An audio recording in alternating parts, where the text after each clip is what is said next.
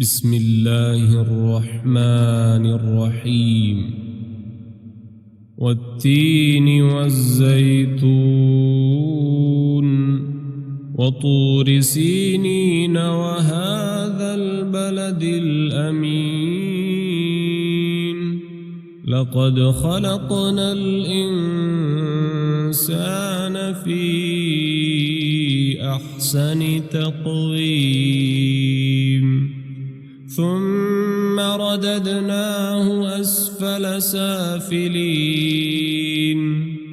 إلا الذين آمنوا وعملوا الصالحات فلهم أجر غير ممنون فما يكذبك بعد بالدين أليس الله بأحكم الحاكمين